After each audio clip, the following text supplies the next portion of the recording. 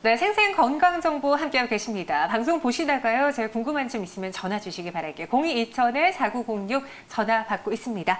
네, 그럼 두 번째 건강 주제는 이우열 원장님과 함께 할 텐데요. 먼저 화면으로 만나보시죠.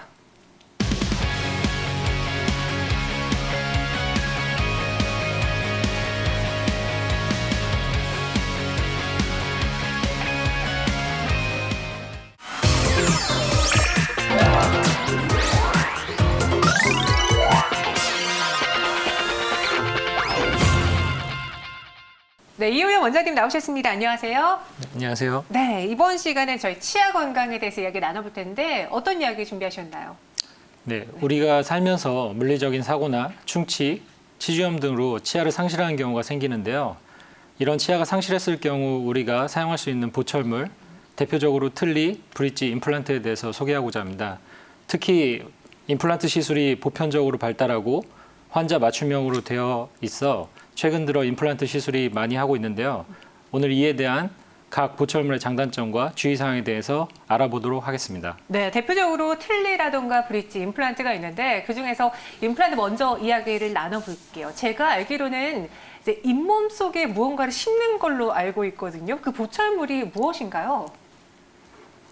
네, 임플란트는 생체 친화적인 티타늄 재료로 만들어진 임플란트 본체를 잇몸뼈에 식립을 하고 잇몸뼈와 임플란트 본체가 아무는 것을 기다린 다음에 그 위에 상부의 치아 모형을 닮은 보철물을 올리는 것을 말합니다. 이 방법은 가장 생체 친화적인 방법이고 자연치아와 유사한 방법입니다. 1950년도 스웨덴의 한 정형외과 의사가 토끼뼈에 임플란트 티타늄이 들어간 것이 뼈와 결합되는 걸 발견한 이후 많은 연구가 활발하게 진행되었고요. 그 이후 임플란트가 매우 생체 친화적이고 뼈와 잘 붙는다는 걸 알게 되어 현재 의료계에서 많이 사용되고 있습니다. 그럼 이 티타늄이 모든 분들에게 부작용 없이 다 잘 맞는 건가요? 네, 기본적으로 임플란트는 생체 친화적인 재료이기 때문에 모든 환자에게 안전하다고 볼 수 있는데요. 네. 물론 매우 소수의 환자에게는 부작용이 나타나는 경우가 있습니다. 이런 것을 방지하기 위해서는 환자의 전신 상태를 잘 체크해야 되고요. 네. 그에 맞게 또 정확한 수술을 동반해야 할 것입니다. 이제 소수의 사례의 경우는 그렇지만 생체 친화적인 티타늄을 사용하기 때문에 이제 부작용에 대한 걱정은 너무 많이 하지 않으셔도 될 것 같습니다. 최근에 이런 임플란트 시술법에 또 디지털이 접목됐다라고 들었는데 좀 더 자세하게 또 간편하게 할 수 있는 방법인가요? 네, 그렇습니다.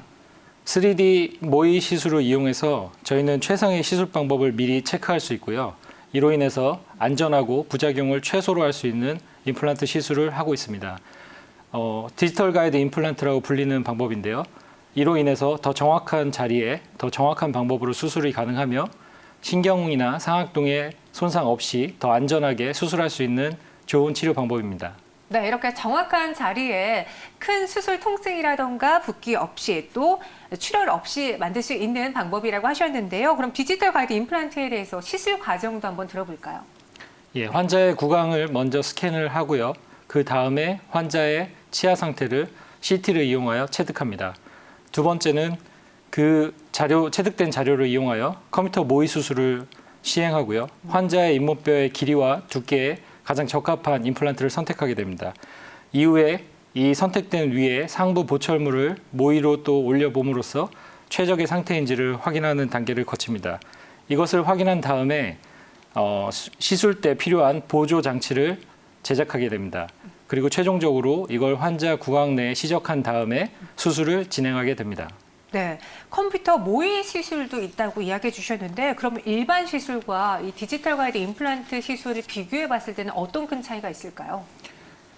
디지털 가이드 임플란트의 경우 미리 시뮬레이션을 해보고 환자의 최적 상태의 임플란트를 식립하기 때문에 훨씬 안전하고 식립 경로도 매우 똑바르다고 할 수 있습니다. 사진에서 보시는 것과 같이 임플란트 식립 오차가 최소화되는 장점이 있기 때문에 이렇게 식립이 돼야 임플란트의 수명도 잘못 심겨진 것보다는 훨씬 길게 갈 수 있습니다. 이러한 장점이 있으며 또한 무절개법으로 수술이 가능하기 때문에 기존에 절개를 하고 임플란트를 식립하고 봉합하는 방법보다 절개와 봉합을 하지 않음으로써 더 붓기가 없고 통증이 줄고 출혈도 적은 장점이 있다고 할 수 있겠습니다. 네, 이렇게 디지털 가이드 임플란트의 장점에 대해서 얘기를 나눠보고 있는데 지금 임시 보철물이 필요한 거잖아요. 어떠한 차이가 있을까요? 디지털 가이드 임플란트를 이용하는 경우 임시 보철물도 미리 사전에 제작하여 수술 당일날 임플란트 식립 후에 바로 임시 보철물을 환자의 입에 넣어드릴 수도 있습니다.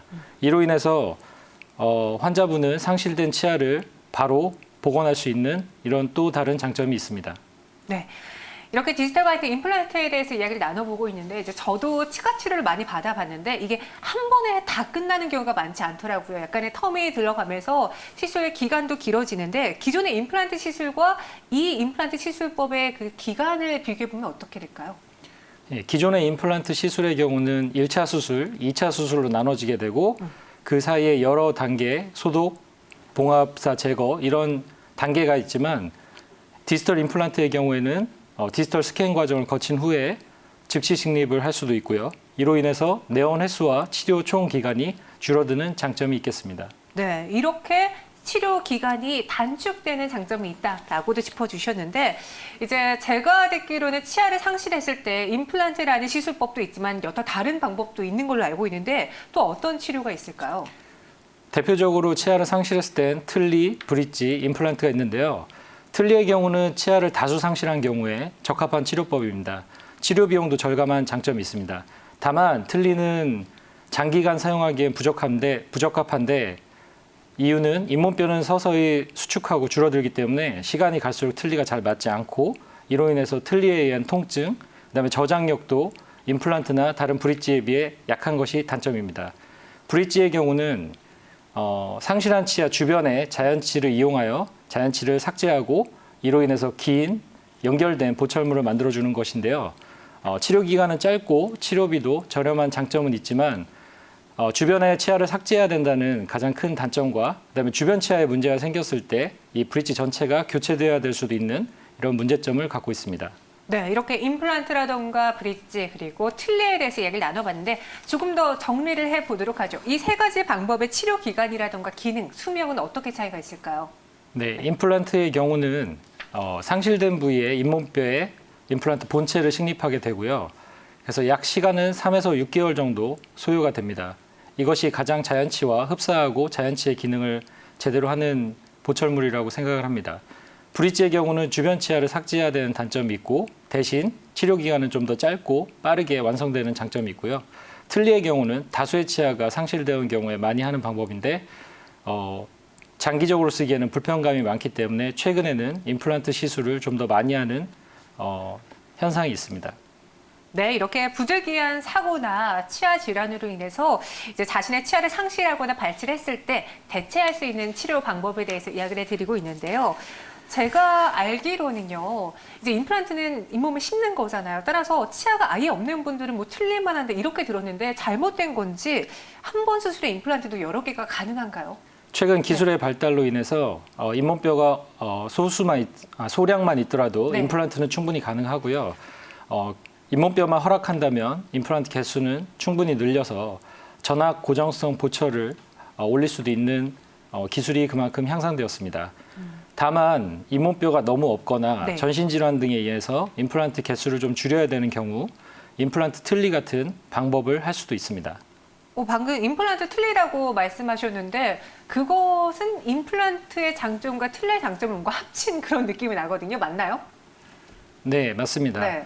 임플란트를 개수를 많이 할 수 없는 특정 환자의 경우는 임플란트를 앞니 쪽에 뼈가 허락하는 부분에만 임플란트를 2개 또는 4개를 식립하여 그걸 바탕 위에 틀니를 제작해서 임플란트와 틀니를 하이브리드한 그런 기능을 발휘하는 임플란트 틀니라는 것이 있는데요.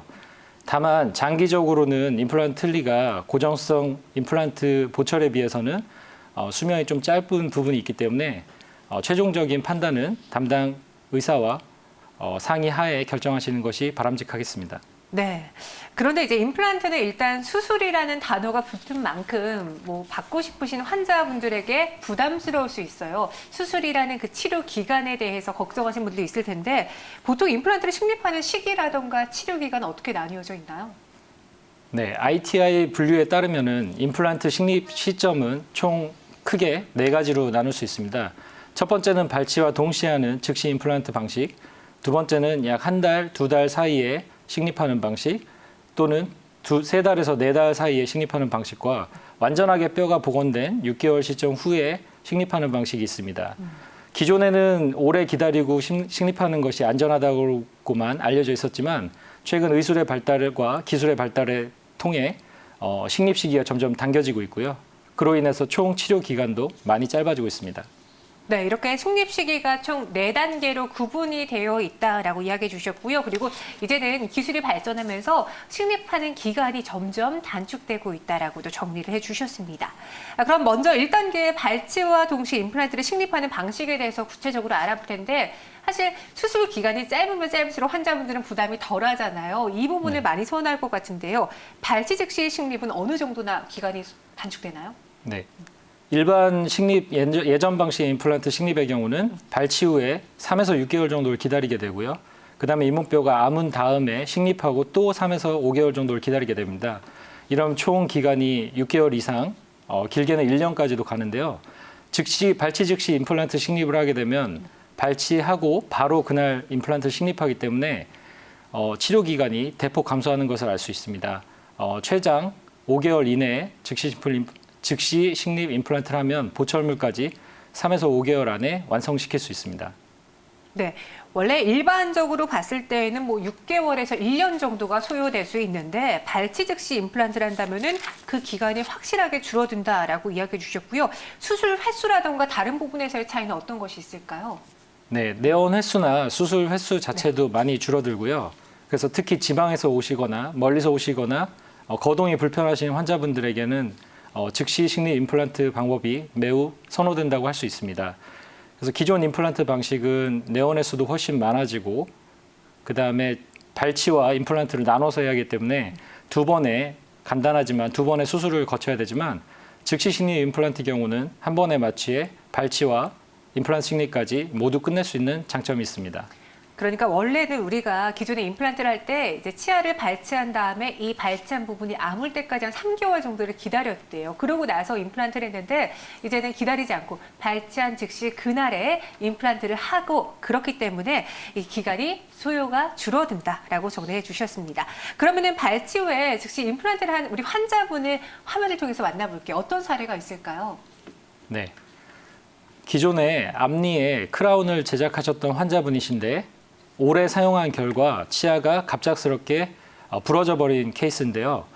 첫 번째 사진에서 보시면 치아가 부러진 당일 촬영된 엑스레이 사진입니다. 앞니 한 개가 부러져 있는 걸 보실 수 있고요.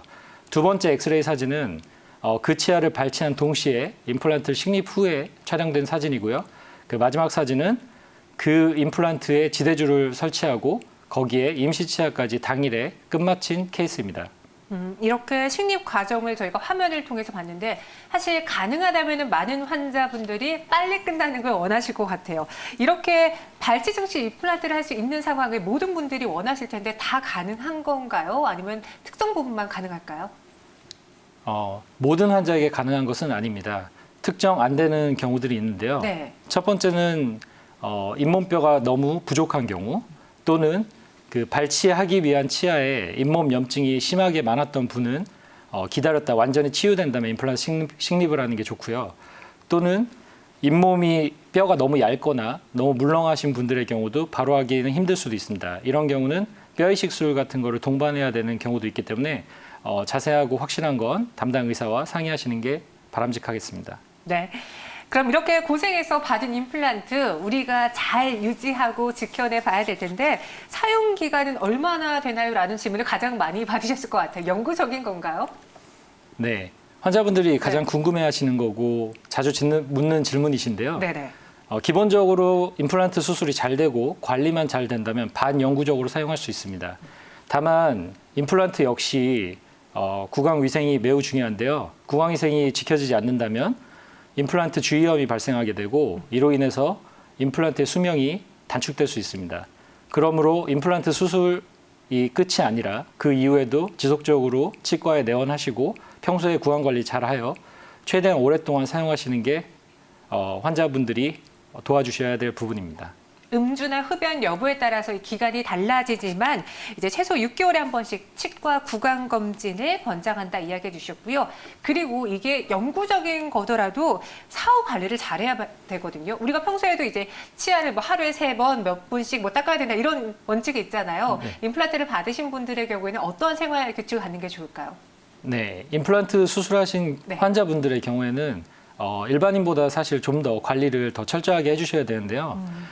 임플란트는 자연치보다 그 면역에 대한 방어력이 떨어지기 때문에 좀 더 깨끗하게 관리를 잘 해주셔야 되고, 그다음에 치과 내원 주기도 일반인들보다는 조금 더 잦아질 수밖에 없습니다. 허나 주치의와 잘 상담해서 평소에 집에서도 케어를 잘 하시고 병원 내원 주기도 잘 지켜주신다면 임플란트도 10년, 20년 오랫동안 사용할 수 있으므로 미리 걱정하실 것은 없습니다. 네, 임플란트를 뭐 받는지 안 받는지 그 상황과는 상관없이 우리는 항상 구강 내 청결을 유지해야 되고요. 그리고 임플란트 치료 이후에는 3에서 6개월 정도의 텀을 두면서 치과 관리를 이제 건강검진 관리를 받아보자라고도 정리해 주셨습니다. 네, 이렇게 저희 건강과 관련해서 오늘은 또 치아 건강과 관련해서 이야기 나눠보고 있는데요. 방송 보시다가 궁금한 점들 많이 생기셨을 것 같아요. 02-2000-4906번으로 전화 주시기 바라겠고요. 우리 시청자 상담 한번 연결해 보도록 할게요. 여보세요? 네, 안녕하세요. 네, 안녕하세요, 시청자님. 네, 어떤 점이 궁금하신가요? 저는 골다공증하고 네. 고혈압이 있는데 네. 제가 임플란트가 가능한지 궁금합니다. 우리 시청자님 골다공증하고 고혈압이 있으시다고 하셨는데 나이가 어떻게 될까요? 네, 68세입니다. 네, 68세다. 알겠습니다. 제가 전화 연결 도와드릴 테니까요. 궁금한 점 더 있으면 여쭤보세요.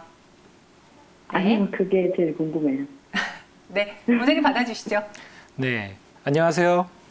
네, 안녕하세요. 네, 이제 나이가 만 65세가 넘으신 것 같은데요. 이런 경우는 2개까지 임플란트가 건강보험 적용을 받으실 수 있습니다. 이런 경우는 2개까지는 경제적인 부담도 적기 때문에 요즘 많은 어르신들께서 임플란트를 하고 계신데요. 아까 질문에서처럼 고혈압과 골다공증이 있으시다고 말씀하셨는데 네. 그런 것들이 있다 하더라도 임플란트 시술하는 데는 큰 영향은 없습니다. 물론 고혈압과 골다공증이 심하신 환자의 경우는 충분히 그 부분을 조절한 다음에 수술에 임하는 것이 좋기 때문에 환자분께서 미리 된다 안 된다 판단하시기 전에 근처에 있는 치과에 가셔서 본인의 상태를 말씀하시고 그다음에 그 담당 주치의와 본인의 상태에 충분하게 안전한 방법을 통해 임플란트 시술을 받으실 수 있습니다. 네, 감사합니다. 걱정을 많이 했는데 감사드립니다. 네, 시청자님, 네, 한번 가까운 병원 내원해 보세요. 네. 네, 이렇게 궁금한 점 있으시면요. 02-2000-4906으로 전화 주시기 바라겠고요. 방금 저희 상담 전화 주신 분은 좀 연세가 있지만 요즘은 나이가 어려도 임플란트를 고려하신 분들 많다고 들었어요. 점점 임플란트를 받는 추세의 연령대가 낮아지고 있나요? 아니면 이거는 꼭 어르신들, 우리 나이 많은 분들에게만 해당되는 사항인가요? 이제 젊은 분들도 치아를 상실한 경우는 네. 임플란트가 가장 좋은 방법이라고 생각이 들고요. 더욱이 젊으신 분이라면 다른 치아들도 건전하게 사용을 하셔야 되기 때문에 브릿지라는 방법보다는 차라리 임플란트를 저는 추천하는 편입니다. 이거는 이제 예전에는 나이가 많으신 분들만 치아를 상실했기 때문에 뭐 임플란트, 틀니 이런 얘기를 하셨지만 젊은 분들도 사고나 아니면은 충치로 인해서 치아를 빼야 되는 경우가 생기는데 네. 그런 경우에 뭐 간단하게 임플란트 시술을 받으시면 아주 좋은 만족할 만한 결과를 얻으실 수 있을 것 같습니다. 그리고 조금 전에 우리 시청자분 상담 도와주시면서 건강보험 적용 이야기를 해주셨는데 2개까지는 가능하다라고 하셨잖아요. 나이에 따라서도 또 다르죠, 여부가? 네, 지금 현행 만 65세 이상이신 분, 그다음에 유치약이라고 해서 본인의 치아가 하나라도 남아 있으신 분에 한해서 거기에는 2개까지 임플란트가 적용이 되고요. 그래서 비용은 본인 부담금이 10에서 30%이기 때문에 매우 저렴하게 큰 돈을 들지 않고도 임플란트 시술을 받으실 수 있습니다. 네, 이제 해당되는 분들이 있고요. 아닌 분들이 있으니까 내가 지금 가능한지 그런 점도 꼭 체크해 보시기 바랄게요. 02-2000-4906으로 전화 받고 있고요. 이어서 다음 전화도 연결해 보겠습니다. 여보세요? 여보세요? 네, 안녕하세요, 시청자님. 네, 안녕하세요. 네, 어떤 점이 궁금하신가요? 치아가요. 네. 2개가 네. 빠지고 없어요. 지금요? 네. 네. 그런데 걷어서 브릿지 치료를 할까 아니면 임플란트를 할까 네. 하고 고민 중에 있거든요. 네, 그 상담 좀 받고 싶어요. 우선 이제 브릿지라던가 임플란트에 대해서 권유를 받으신 건가요? 그러니까 여기든 저기든 정확한 네. 여기서는 이렇게 하라, 저기서는 저렇게 하라 이렇게 말하니까. 네, 알겠습니다. 그럼 우리 시청자님 나이가 어떻게 될까요? 제가 58이에요. 네, 58살이라고 58살. 네. 네, 알겠습니다. 전화 도와드릴게요. 네, 네, 받아주시죠. 예, 안녕하세요. 안녕하세요. 네, 브릿지의 장점과 임플란트의 장점이 있는데요. 네, 네, 가능하시다면 저는 개인적으로 임플란트를 하셔서 더 오랫동안 쓰시는 게 좋습니다. 그 이유는 첫 번째로 임플란트의 경우는 주변 치아에 큰 영향을 주지 않기 때문에 임플란트를 해야 다른 치아들도 건강하게 쓰실 수 있다는 게 첫 번째고요. 네. 두 번째는 이제 브릿지 같은 경우를 하시고 싶겠지만 주변 치아들이 튼튼하지 않은 경우에는 브릿지라면은 그 브릿지의 수명이 생각하신 것보다 짧을 수가 있어요. 그런 부분을 고려하시면은 가능하다면은 임플란트를 하시는 게 좋고요. 도저히 불가능하거나 아니면 주변 치아가 튼튼해서 브릿지도 가능하다라고 하신다면 브릿지에 또 장점이 있으니까 브릿지를 하셔도 되는데요. 이제 네. 정확한 상담은 아무래도 의사 선생님들과 면밀하게 검토하신 다음에 신중하게 결정하시는 게 가장 좋을 것 같습니다. 그리고 제가 고혈압이 있어요. 예. 네, 고혈압이 고혈압약을 복용하고 있어요. 네네네. 고혈압이 있으신 분들의 두 가지 문제는 고혈압 수치가 너무 높은 경우 네. 이런 경우 수치를 좀 안정화시킨 다음에 수술을 하시면 되고요. 네. 그다음에 복용하시는 약 때문에 이제 출혈을 걱정하시는 분들이 있는데 아까 말했던 디지털 임플란트 방법 같은 걸 사용하면 절개를 하지 않기 때문에 출혈을 최소화할 수 있습니다. 이제 여러 가지 방법들과 의술이 지금은 발달되어 있으니까요. 미리 걱정하지 마시고 충분히 하실 수 있는 병원을 찾으실 수 있을 거라 생각합니다. 네, 네. 브릿지를 하게 된다면요. 네. 여보세요? 네, 네네. 시청자님. 브릿지를 하게 된다면 네. 신경 치료를 안 하고 그 건강한 치아를 그냥 깎아서 거는 거예요? 신경 치료를 해야만 하는 건가요? 꼭 필수적인 건 아니고요. 네. 치아의 크기나 이제 치아를 깎았을 때 이제 시린 정도에 따라서 신경 치료를 하고 씌우는 브릿지라는 경우가 있고 신경 치료 없이 하는 경우도 있거든요. 이 부분은 깎아서요? 네, 이 부분의 차이는 있는데요. 그 부분은 이제 자세하게 엑스레이나 이런 걸 보고 나서 판단할 수 있겠습니다. 시청자님, 네. 이야기를 네. 들어보니까요. 뭐 여기서는 브릿지, 여기서는 임플란트 말한 이유가 있을 것 같아요. 우리 시청자님의 치아 건강 상태에 따라서 어쩔 때는 이제 임플란트가 더 적당할 수 있으니까요. 한번 가까운 병원에 내원하셔서 자세한 검진을 받아보시는 게 좋을 것 같네요. 네, 감사합니다. 네, 고맙습니다. 네, 그리고 고혈압이 있는데도 임플란트가 가능하냐라고 하는 데에서는 이제 원장님께서 출혈 문제 때문에 복용하는 약이 있다면 출혈 문제 때문에 좀 꺼려하실 수 있지만 이제 디지털 가드 임플란트의 경우에는 절개 부분이 굉장히 적고 무절개로 가능하다라고 했으니까요. 그런 점도 염두를 해보시기 바라겠습니다. 네, 마지막으로 우리 시청자분들을 위해서 치아가 빠졌는데도 방치하고 계시거나 임플란트를 받아야 되는데 이제 미루고 계신 분들을 위해서 당부의 말씀 전해드릴까요? 네. 맛있는 음식을 먹는 것은 인생의 즐거움이자 또 건강을 지키는 핵심입니다. 망설이지 마시고요. 근처에 좋은 치과 찾으셔서 본인에게 적합한 치료 방법으로 상실된 치아를 복원하시고 즐겁게 식사하시고 건강을 항상 유지하시기를 기원합니다. 네. 이렇게 고민하지 말라고 이야기해 주셨는데 실제로 우리 환자분들 보면요. 더 기다려서 병을 키우시는 분들 많지 않나요? 충치도 제가 알기로는 하나만 있는 게 점점 번져서 많아진다고 들었거든요. 네. 치료를 미루게 되면 네. 보통 치료가 더 복잡해지고 더 많은 비용이 들기 때문에 초기에 치료를 받는 것이 중요하고요. 치아가 상실했을 때도 너무 방치해두면 주변 치아가 움직이고 잇몸뼈가 점차 소실되기 때문에 임플란트 시술을 나중에는 하고 싶어도 할 수가 없는 상황이 되기도 합니다.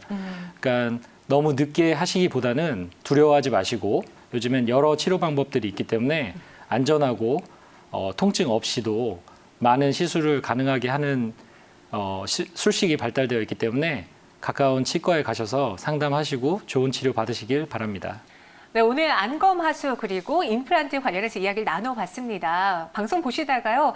나도 이런 질환이 궁금했는데 라는 생각 드시면 저희에게 전화 주시길 바랄게요. 02-2000-4906으로 전화 열려 있으니까요. 마음껏 문의 주시고요. 저희가 준비한 시간은 여기까지입니다. 다음 이 시간에 다시 찾아올게요. 시청해주신 여러분 고맙습니다.